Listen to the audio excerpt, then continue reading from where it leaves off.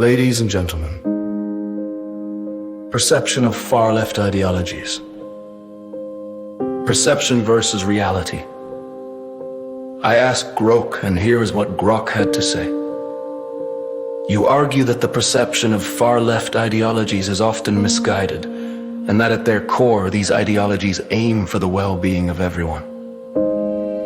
This is a valid point, as many far-left movements indeed strive for social justice, equality, and a fair distribution of resources. Historical context.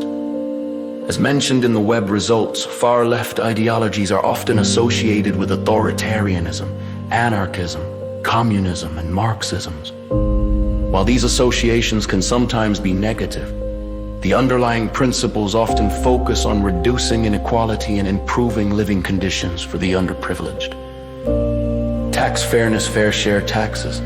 You advocate for a fair tax distribution, where the wealthy pay a larger share. This is a central theme in far-left economic theories as outlined in the budget lab at Yale analysis.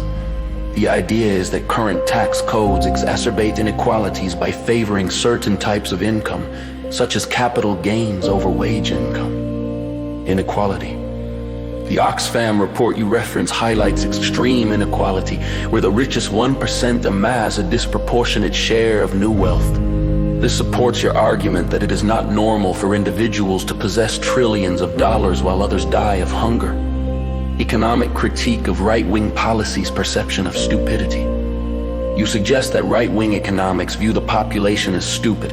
This could refer to the neoliberal approach that often relies on rational choice theories, assuming individuals always act rationally in their own interest. Far-left criticism of this is that it ignores the complexity of social and economic interactions. Defense spending. You point out massive defense spending as a major driver of national debt. The web results confirm this, with a U.S. defense budget of $81 billion in 2021. This argument is often used to advocate for reallocating funds from military to social programs. Structural inequality imbalance from the start. You state that the balance has never been in equilibrium due to criminal and selfish behavior. This can be interpreted as a critique of the capitalist system, which inherently creates and maintains inequalities. The far-left vision, as outlined in the Workers' World article, points to the exploitation of workers as the root cause of inequality, rather than just addressing symptoms like tax rates. Conclusion. Your arguments align with far-left ideologies that aim for a more just society through wealth redistribution, higher taxes on the rich, and a reprioritization of government spending from military to social purposes. The perception of far-left extremism as negative can indeed be seen as a misunderstanding, especially when the focus is on the intention to improve the well-being of everyone. It is a call for a deeper analysis of structural inequalities and the role of economic systems in perpetuating these inequalities.